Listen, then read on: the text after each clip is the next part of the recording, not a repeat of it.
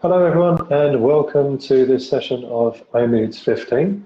Here with us we have Andy Chaplin.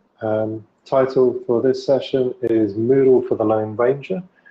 Andy is a long-term Moodler, English as a foreign language teacher, curry lover, and currently is based in Germany. So thank you, Andy, for presenting at the iMoot this year. I hope you've enjoyed watching other people's sessions as well as presenting your own. I hope everyone enjoys this presentation. Thanks very much, Vinny. Nice introduction.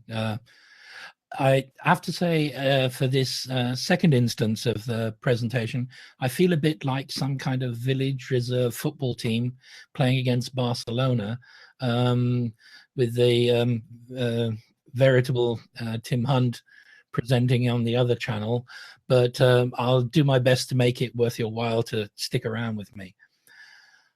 Moodle for the Lone Ranger. Yeah, the title obviously is, there is a little bit of clickbait there in the title, but I feel it's an important subject. There's an awful lot of big training companies out there nowadays. It's a massive industry, but there are also a huge amount of independent trainers, and I feel that they can get a lot of benefit from using Moodle. It's not just a tool for big industry. And I've been using it now for just over 8 or 9 years. I mean, coming on 9 years now. For me, it's something which is has really helped me to take on the big guys. And I'm going to talk about my experience there and give maybe the people here some pointers about what I've done. I'm not suggesting it's the answer to you, but maybe you get some ideas from this. Would be nice if the people listening could if you could just quickly type in your experience level with Moodle, and whether you're a teacher, an admin, or also, like me, a bit of a lone ranger. I'll carry on, and while you're doing that.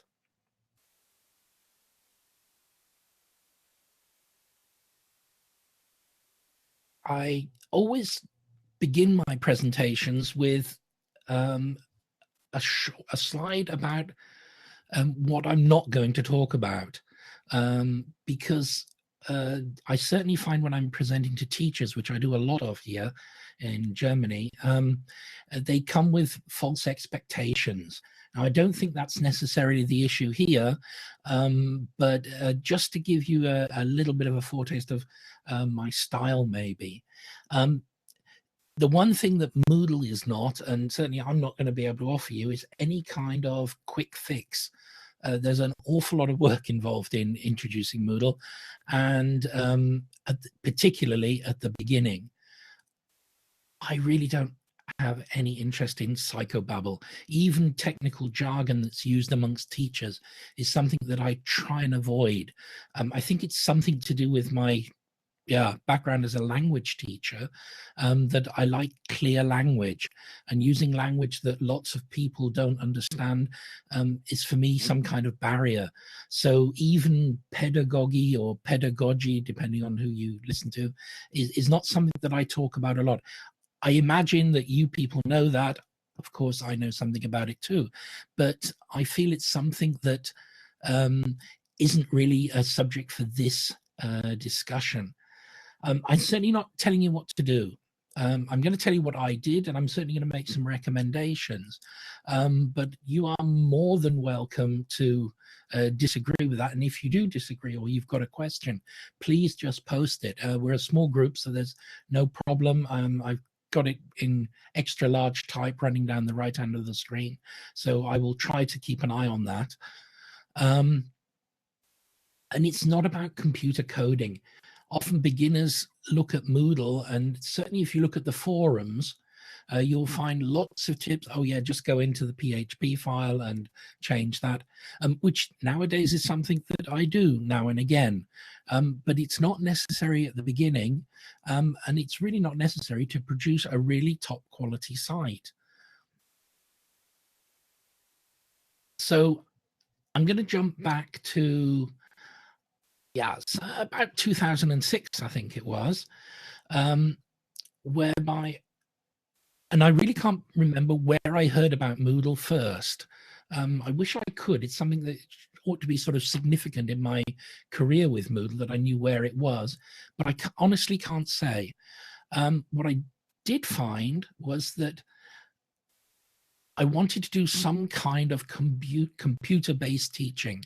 I wanted to put some things onto a computer, and CBT was the phrase then. Online really wasn't such a great issue, but I felt that there must be something, and somehow I came across across Moodle, possibly through Google. What I thought was interesting about Google, and really the number one thing that hit me in the eye, was that it was free. And I've always been a massive fan of free. And partly because as an independent teacher, I hadn't got a lot of money. I worked as a consultant in a secondary school in Germany, and I work teaching business English, mostly to senior managers, lots of sort of international negotiations, intercultural competence, and that sort of thing. I spent a huge amount of time running around between these various customers, and when you're starting out, yeah, there's very often the situation that you can't see the wood for the trees, and my money was being invested in materials and other things, so funds weren't really very high, and time, yeah, you never seem to have enough of that. And Moodle needed a domain, which I sort of knew what that was, but I certainly didn't have one. And the teachers at the school, which I thought might be my support, or we could form a group to do that, had no interest whatsoever. The only thing going for me was that I've got no real fear of computers. I've played with them. I'm not a programmer by any stretch of the imagination, but I've played with them on and off all my life. And the one thing I do know is you can't break a computer by pushing a button. Actually, that's not quite true, but it's damned hard, actually. So Corporal Jones came to the rescue. English viewers will know what this reference is. One of the most famous TV shows from the 60s and 70s in Great Britain, and certainly something that was compulsory viewing for me as a kid. By every tiny problem, Corporal Jones used to run around screaming, "Don't panic, don't panic." And this was something which I thought was quite important. When I did discuss it with other people, I heard massive lists of reasons not to do anything. The IT department talked about data security in the school. Other people warned me that big companies wouldn't want to be accessing websites like that. Other people didn't really even want to use email, so having an email address to log in was obviously going to be a problem. I heard that from 3 teachers. So I ended up with a straightforward, let's get on with it and see what we can do. I realized very soon that it was going to be me doing this, and I thought, well, let's give it a go. Let's see what it's all going to cost. And the requirements were quite astonishing.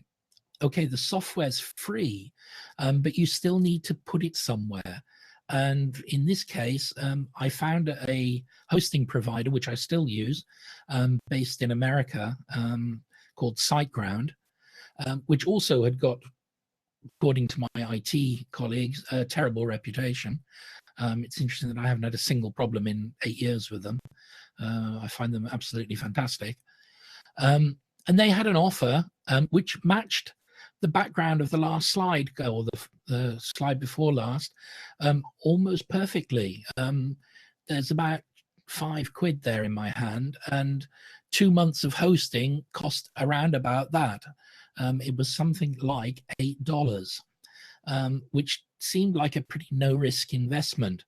In all, in the first year, my investment was well under $50 to be up and running. I needed an email address, so that's really not a problem. Anybody here is not going to have an issue with that, obviously. Nowadays, it's really not something that needs to be considered. The two things on the right were quite interesting, though. The crash test dummy. I have an alter ego called Johnny Tester, and I needed him badly at the beginning, because one of the things you do when you set a site up is you need a student to test these things on.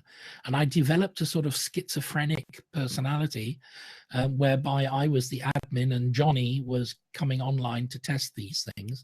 And pretty soon I found a couple of willing customers that were more than happy to try things out. And it grew from that quite organically. And the interesting thing is the time at the bottom. Quite amazing. The service provider that I used had a script installation service called something or other. No idea. It's now called Softaculous, but it had another name before that now, where you pushed a button and it installed Moodle for you. And I did that. And from pushing the button to creating my first quiz, a monstrous affair of one quiz with one multiple choice question, took me under half an hour. I believe it was about 20 minutes, in fact. And I already had a quiz. It was pretty intuitive. I clicked on things. I found add activity. One of the activities was quiz. I clicked on it, and pretty much within a few minutes, I had my first entry into the world of online teaching. It doesn't get much more simple than that. And certainly it lowered the hurdle to getting involved. I guess nowadays people would try and cleverly state that that's some kind of gamification principle. But for me, it just meant that it was quite easy to get started. So I could take on the big guys now. I could take on all the big multinational language schools. In some respects, that was very much true because they hadn't got any type of service. They were still using, mostly in 2006, they were using a lot of CDs. You were getting CDs and DVDs to watch, but they weren't really online in the way that teaching takes place online. The great advantage for me was being able to be flexible, agile. I can react to a customer saying, you know, I really need a course on this. And big companies have to set it up, test it, do all sorts of things, quality control. I can set it up that evening, and it's my reputation on the line. And actually, managers who are busy guys, and certainly think that they're very busy, liked this. So my agility in that respect, using Moodle, even at the beginning, where I just had a few simple quizzes, diagnostic level tests, placement tests, and things like that, worked very, very well. Let me just see, there's a few comments here.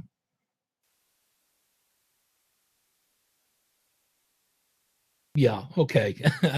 It's not my phrase, but I'm sure I stole it. I definitely from some gamification course. Thanks, Sarah. But one of the nice things was with this was that I wasn't basically, I'm not a trained language teacher, but I am now. But I started off as an engineer. My degree was in industrial management and engineering, which allowed me to focus on very specific needs that those type of people have. And I live in an area in North Germany where there's a lot of big industry and a lot of heavy industry. And so my knowledge in that area is a very good selling point, and gives me some advantage over very big companies. Starting out, the most important thing is the KISS principle. Now, some people say it means keep it simple, stupid. But what I've always heard, the version, keep it short and simple. And that was very much an important thing at the beginning. There are so many tools in Moodle that are really exciting. And I love playing. I play computer games. I have gadgets everywhere. I have all sorts of things that I love to play with. I like making things, making small electronic circuits in my spare time and stuff like that. So Google is just like Hamleys at Christmas. When you see all these wonderful things that you can do, and I wanted to do it immediately, and that puts you under a huge amount of pressure personally. And really, the way I did it at the beginning of just doing it with very, very simple quizzes. There was no real teaching going on there. I was still teaching face to face and saying, and here's a bit of homework for you. You can check that out. If you have a problem, we'll talk about it in the next lesson. That was probably the first 6 months of using Moodle. And it was only at that point that I then started to, frankly, at the beginning, copy materials out of a book or just basically transcribe them. And then slowly I decided that I could do it better than these multimillionaires who write books and sell millions of copies, and started producing my own materials, which were more tailored directly to the Moodle experience. And I'll show you a couple of examples of that later. So my first thing is for people certainly who are starting out, and remember, if you are starting out and you are on your own or in a very small team, you are the admin, you are the teacher, you are the course creator, and you need to check the student experience. Incredibly important, because some things do look different when you're a student as to when you're a teacher, and remembering to log out and log in again, not just using the switch role.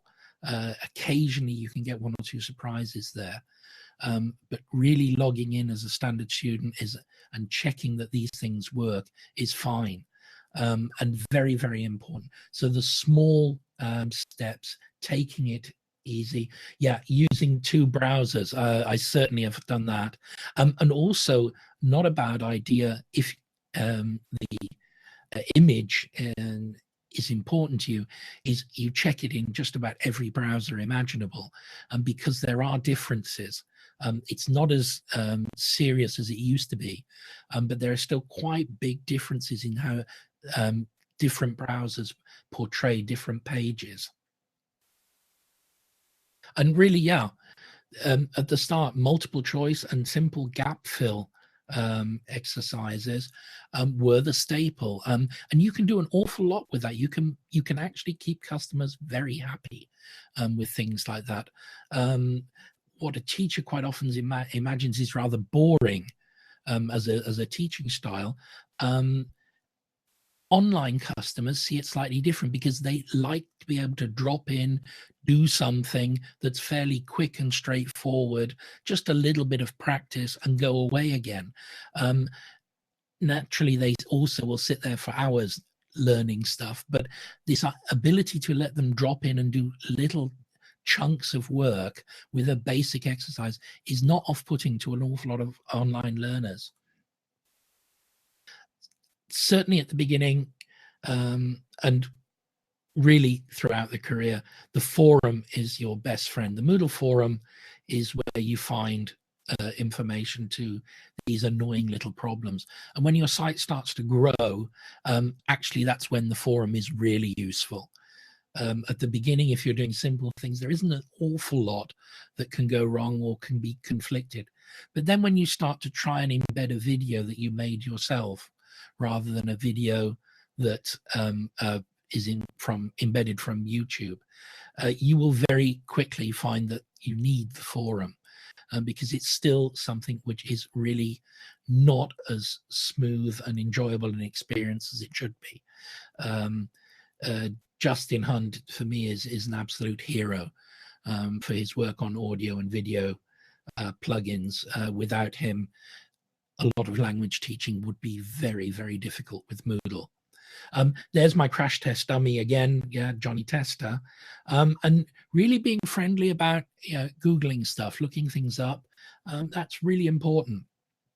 The time thing, that the very short span from installing a server to creating a quiz is one thing, but then you're going to find that creating these materials, even creating quizzes, takes up an incredible amount of time.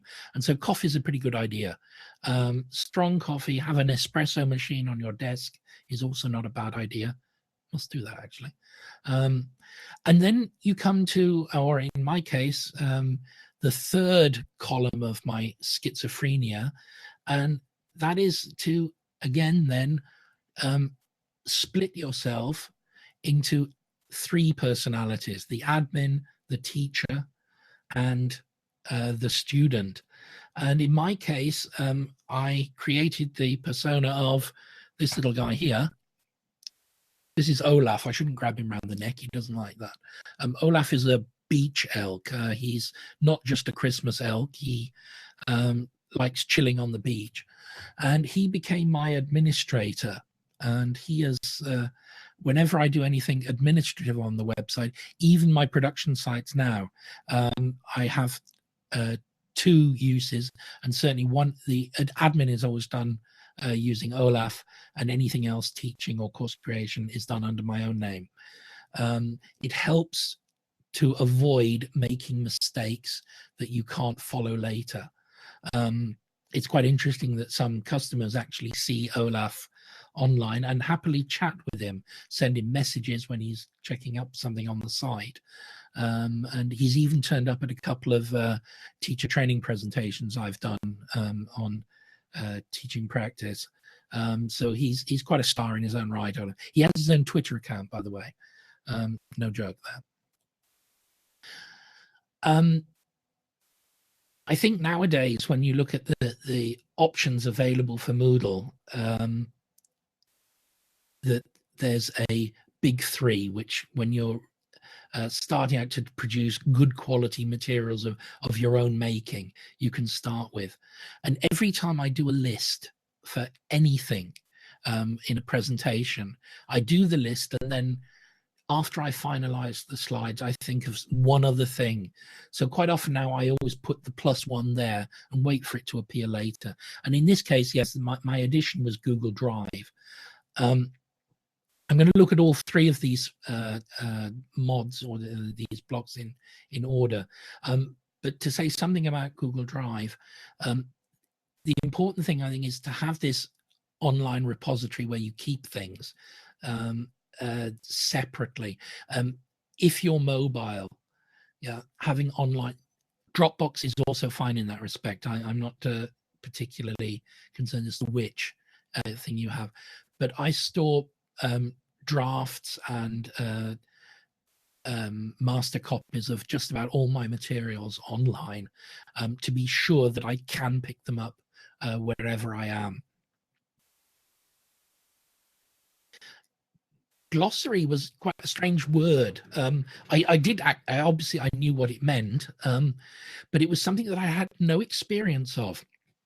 The only time I had actually used the word, or come across the word glossary, was when I was a kid in Biggles books. Again, a very British thing, but Biggles was a First World War and Second World War pilot and detective, and the Biggles stories had glossaries in them, which gave you some of the technical jargon of things to do with World War I fighter airplanes. And so I knew the word, but I'd never actually really used them since then. But glossaries within Google are a really, really useful and flexible tool. And it's certainly one of the first things that I think about doing when I'm creating a new course, because it can be used in a lot of other ways than just a vocabulary list.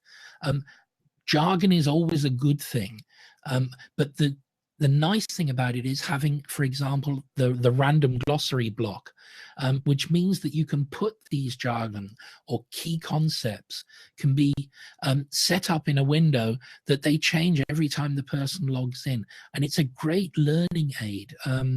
I see from when I check log files that it generates an awful lot of clicks within the site, jargon articles and these random glossary articles. It's also a great resource that's fairly obvious, but it's a great activity. At the first, I didn't trust students to do it, and I still don't think it's a great idea for beginners or low-level learners. You end up, to a certain extent, with the blind leading the blind, and it's can create quite a lot of work for the teacher. But certainly with more advanced students, getting them to add to glossaries, and in higher level teaching, it's an aspect of the course where they are it will be graded, that they actually create, that learners create a certain number of glossary entries of a certain standard. And the last part of the glossary is something which I learned about quite recently, where it's used as a question bank. I'm sure some of you know what I'm talking about, but I will come back to that in a little while.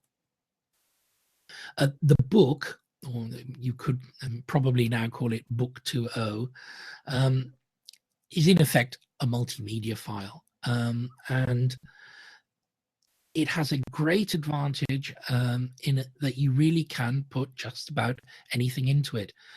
Text, links, embedded YouTube, Vimeo, your own drawings and graphics, your own videos. There again, you're going to probably come across Poodle at some point. And something that's really quite useful is audio. I very often make an audio production of my own text, partly because in language learning, it's useful for them to have a model, but also even when it's not necessary for that purpose, it provides further options for the learner who may just want to hear what's being read there rather than completely sit down and focus on the text.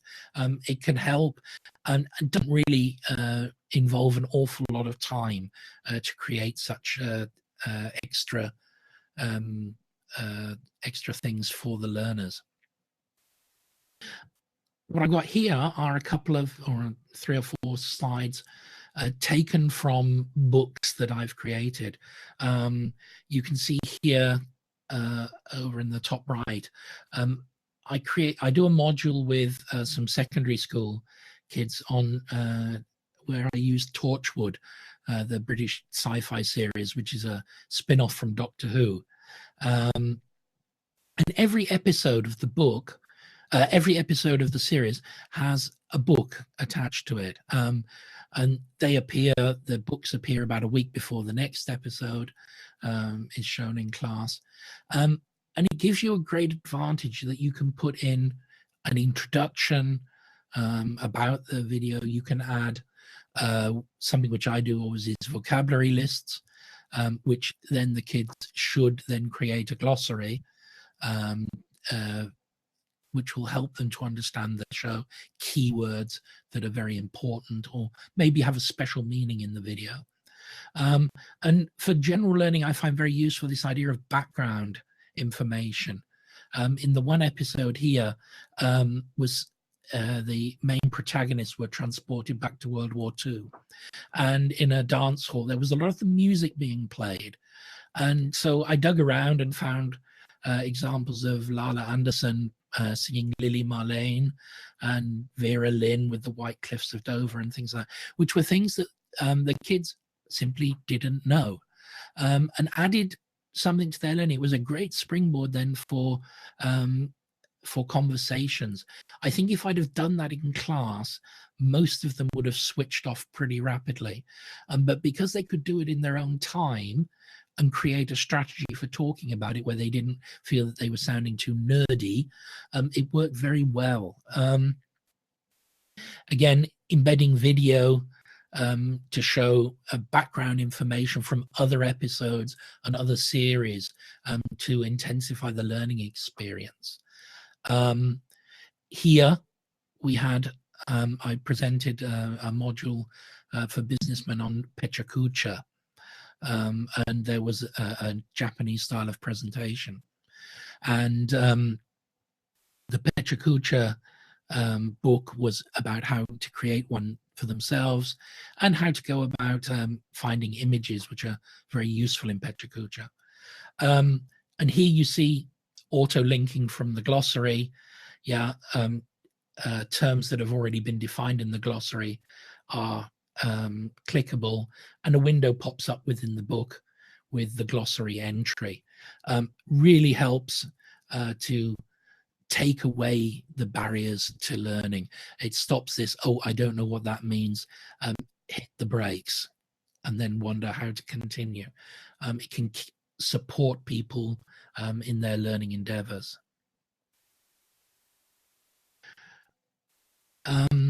I might need this one day. It's probably a phrase that I inherited from my father, who was one of those guys who created, who had a garage that was so full of important things that the car literally didn't fit in the garage anymore.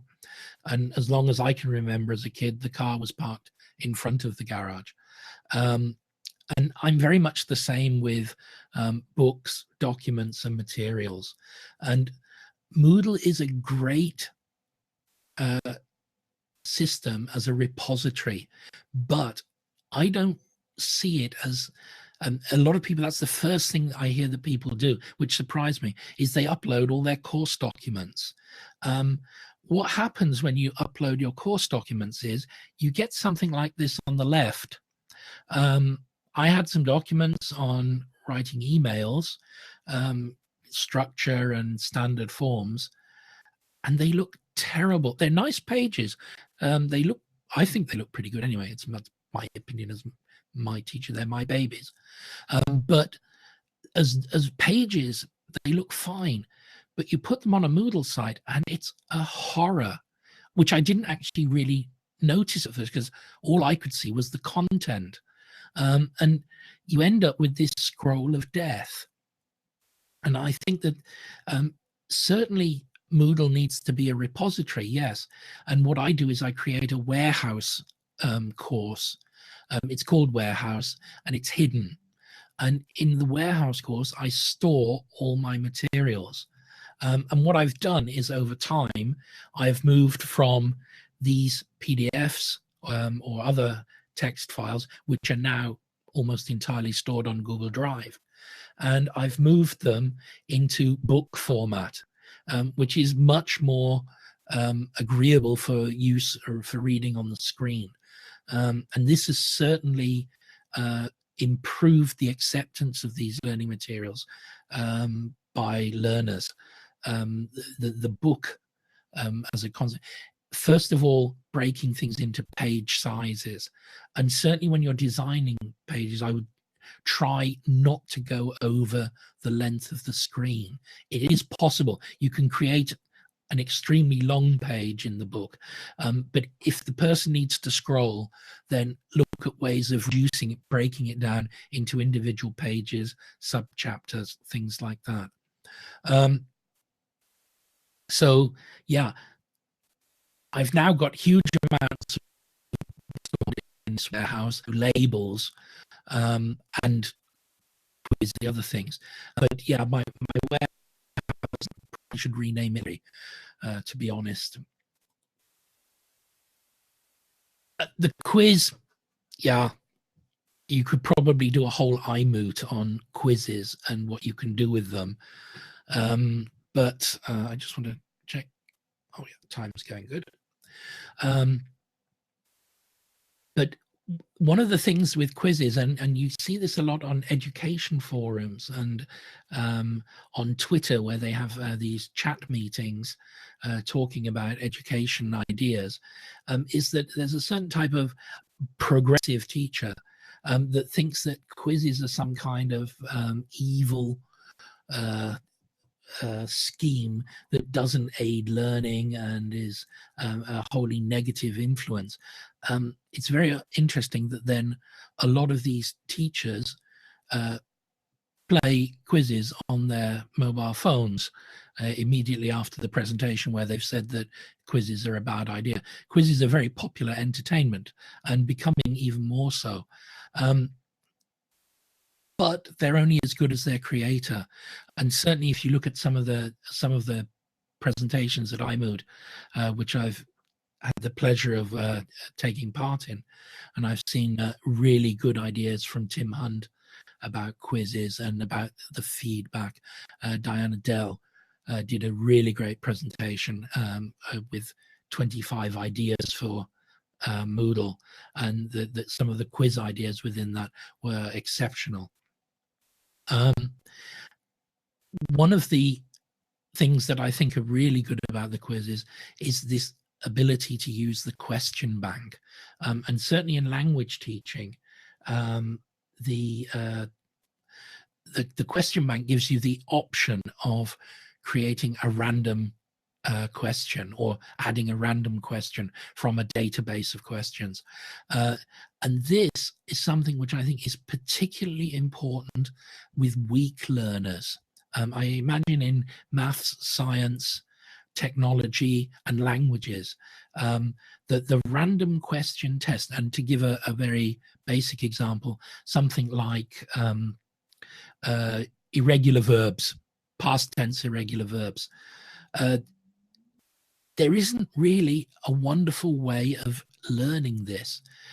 It's the classic example of learning by doing. And some people pick it up quickly and some people don't.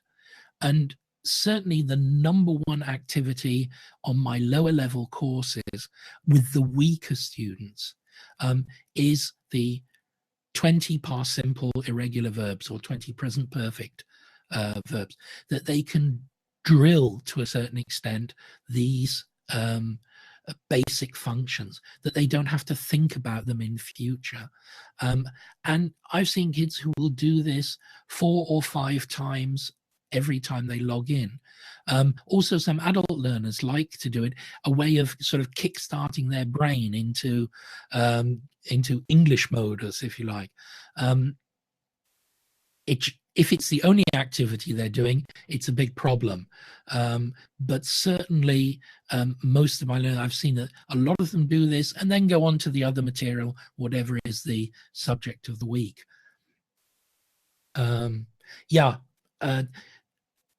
Natalie, I agree with you there.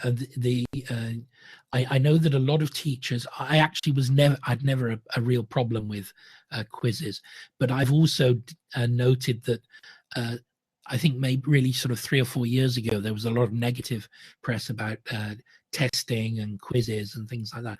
But it seems to have died away as a subject. The teachers have realized that somewhere along the line, a diagnostic quiz is a good idea, and that it can be used for learning. When you have using the functions whereby you give immediate feedback on a quiz answer in adaptive mode, it's possible that a learner can look at a question, get it wrong, get immediate feedback, have another go, get it wrong again, have immediate feedback. And in that case, I'm not using that quiz as a marking element.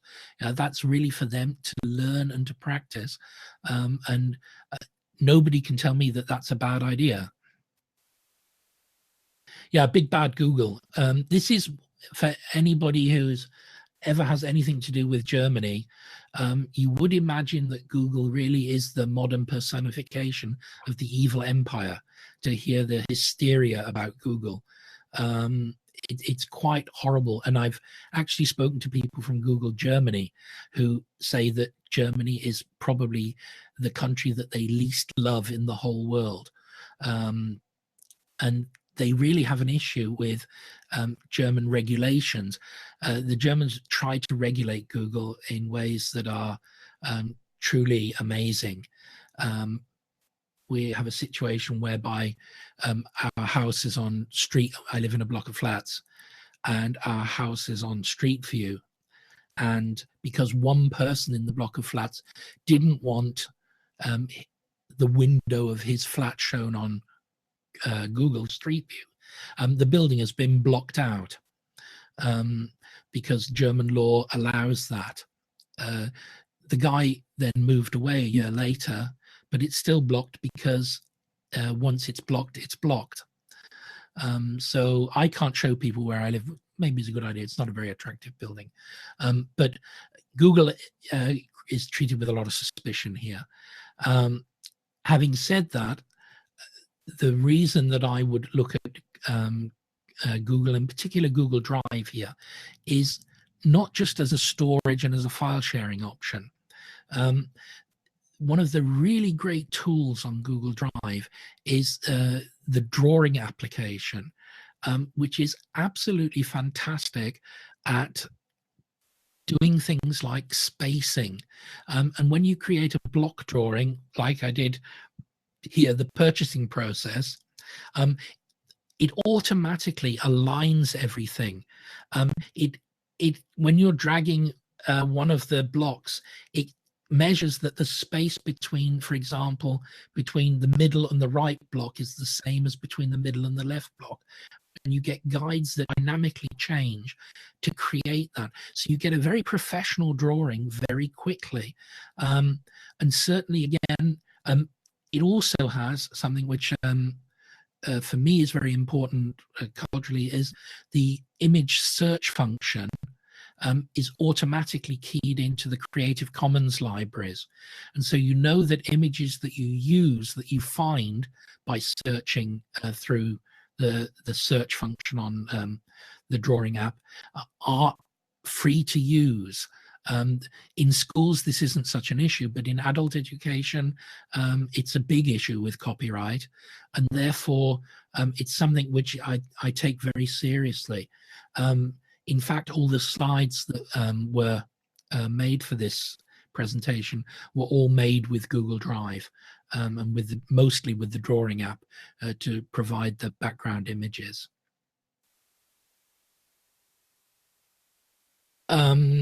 Yeah, coming towards the sort of wind up here, plugins. Yeah, there's a plugin for that. There's an app for that. There are so many plugins. I think 1,049, Justin Hunt said this morning at the current count. Can be a bit scary because plugins, again, are something that are really attractive. Oh, I can do that now. I can do that now. And I've had phases when I was looking for information about plugins for this presentation. I installed 3 that I found by chance. I'd also discovered when I installed them that there was one there which I'd installed a couple of months ago, apparently due to a forum post, which I'd never actually then tried out. I'd forgotten that I'd installed it. I installed it, went away, did something else, forgot about it. Not very smart thing to do. Probably doesn't happen in big companies, but again, when you're doing everything yourself, it can happen. And plugins add an incredible amount of versatility, but try to control the flow of plugins into your site. Don't overdo it, and particularly don't overdo it for the user, for the learners. Ralph Hilgenstock did a very good presentation on simplifying Moodle, in which he talked about stripping down Moodle and removing, or at least hiding unnecessary elements. A great idea for creating a clean environment for the learner. My top admin plugins, probably in my top 10 admin plugins, Poodle occupies the first 5 places. It's the plugin for multimedia. If you use multimedia, sooner or later you will have a problem with Moodle. Certain things embed very well, and certain things really don't play nicely at all. And Poodle solves an awful lot of those problems. So it's certainly it's the first thing I would install on any new site. The attendance register is quite useful if you're doing blended learning.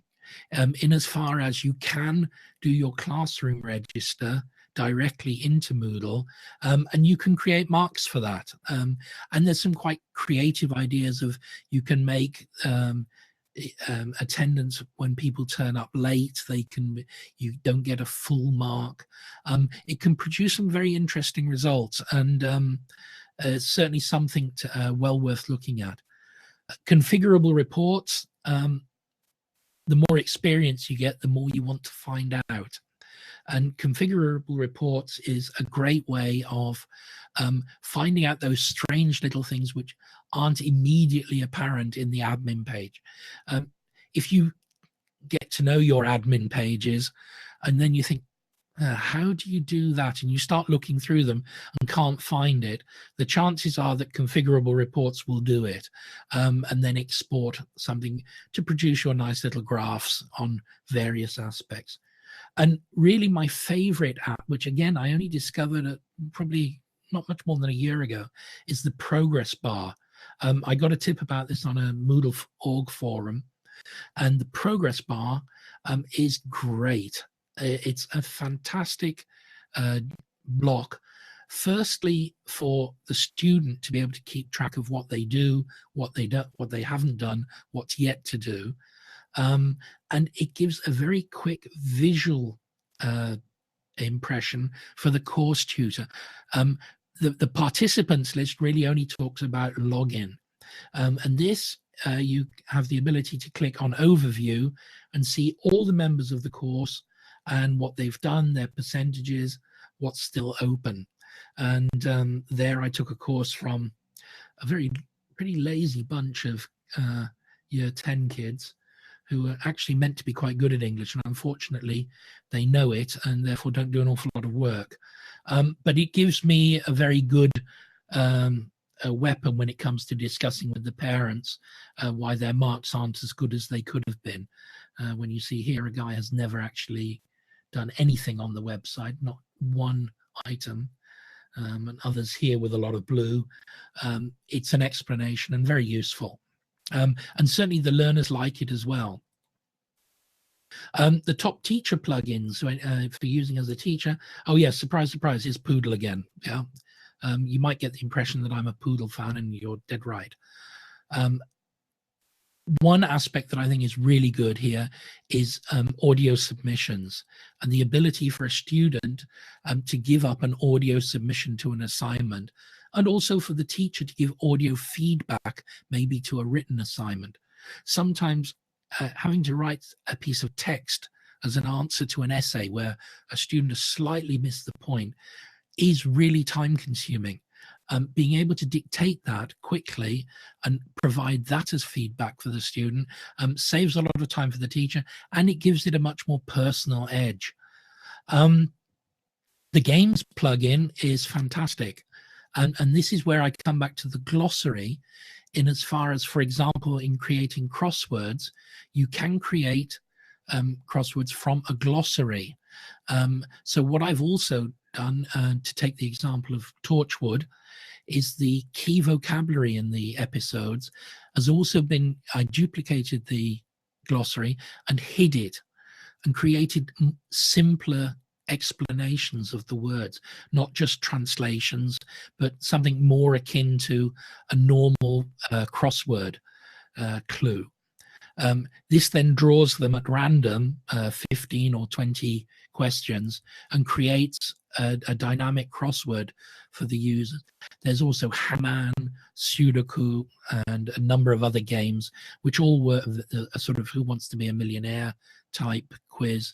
A very neat way of providing a bit of light relief that's still focused on the learning experience.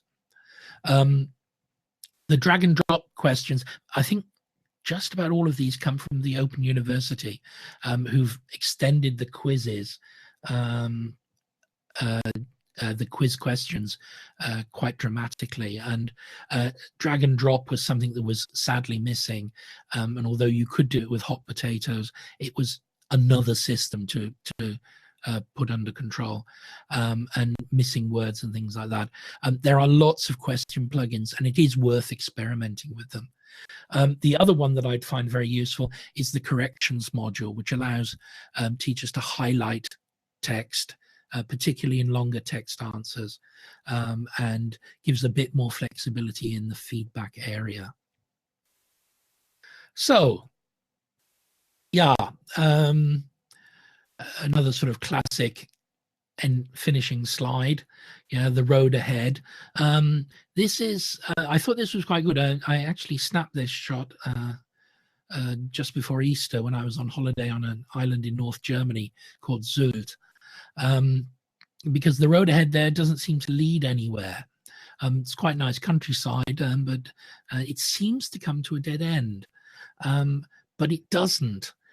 At the end of that, this footpath, just behind the dunes, there is a fantastic beach bar with ice cold beer and a wonderful view of sunsets.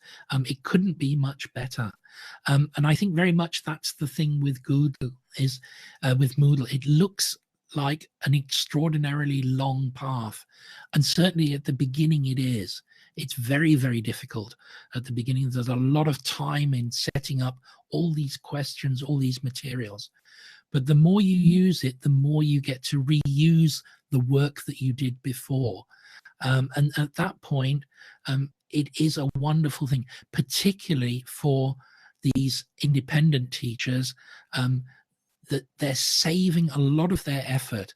Putting together a course now, a standard course, is a matter of minutes, maybe half an hour. Previously, it was 4 days' work. But that means that I really can react to the needs of my learners, and it applies also in school to that event, that the system is still very much run by me alone. I'm not the only teacher now. I have freelancers who work for me, but mostly the materials are created by me and it's all administered by me. And that's something which has really added to my ability to do my job well. I hope I do it well. That's really all I'd like to say. There is one thing I will add just before I finish. I made a very brief reference in the middle of the presentation to Pechakucha. I don't know if anybody knows that. Sometimes it's pronounced Pekakcha. It's a Japanese style of doing presentations, which are 20 slides, which are only shown for 20 seconds each. And the slides progress automatically. It was a style that was created to combat death by PowerPoint, and something that I very much like doing. There's very often Pechakucha evenings at conferences. I've even seen an online one, Vinny, for next year. I volunteer to organize that if you like. I've done a Pechakucha version of this presentation, which I'll be putting online in about half an hour's time.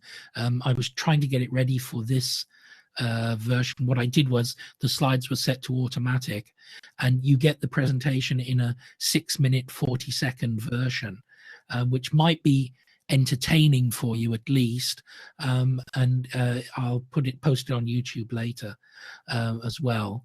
But come back in an hour time or so and have a look at that. I'd be really interested in any feedback you've got on that. So thank you very much. Thank you for being here, and I hope that I've inspired you a bit to go out there and fight the good fight.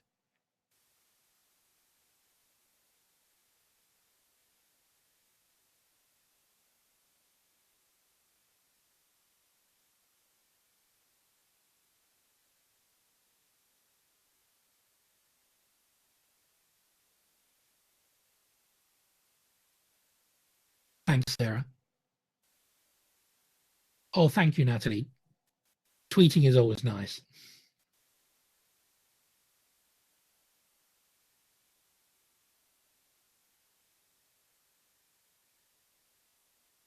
Thank you all.